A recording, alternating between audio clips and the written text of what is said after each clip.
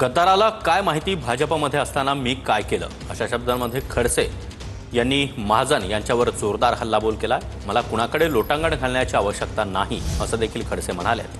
गिरीश महाजन यांनी केलेल्या टीकेला एकनाथ खडसे यांनी हे प्रत्युत्तर दिलं आहे। आता हे म्हणता मी काय करावं? तुमचा जावई 3 वर्ष राहून आला ना जेलमध्ये, आपल्याला वाटत नाही थोडीफार?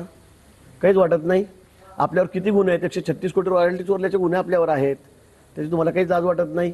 तुमचा तो भोसरी प्रकरणातला MIDCचा प्रकरण तुम्ही काय करतात? खाली चोऱ्या माऱ्या करतात, डाके टाकतात आणि वर दिल्लीला जाऊन अक्षरशः आडवे पडून पायावर पडतात तिथे आमच्या नेत्यांच्या, आणि त्यांच्याकडून इथे सूट मिळवून घेतात किंवा काहीतरी स्टे करून घेतात, आणि म्हणून सगळा प्रकार चाललेला आहे। माफ करा, माफ करा, माफ करा, हा धंदा त्यांचा चाललेला आहे। पण मला खरंच त्यांची आता क्यू यायला लागलेली आहे। ते इतके वाशपळ बडबड करतायत, लाईन सोडून बडबड करतायत। बारक्या बारक्या गोष्टी तर तुम्ही CBIकडे वर्ग केल्याच की नाही पूर्वी? ही तर मोठी गोष्ट आहे, त्यामुळे CBIला तपास करू का? सत्य आहे ते समोर येईल।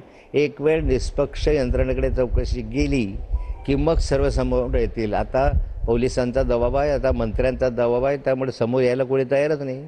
एखादा गद्दार जर असेल तर त्याला कदाचित माहिती नसेल, कारण त्यांना ह्या माहिती नसेल की नाथामाने किती परिश्रम घेतलेले आहे, त्यामुळे मला लोटांगण घ्यायची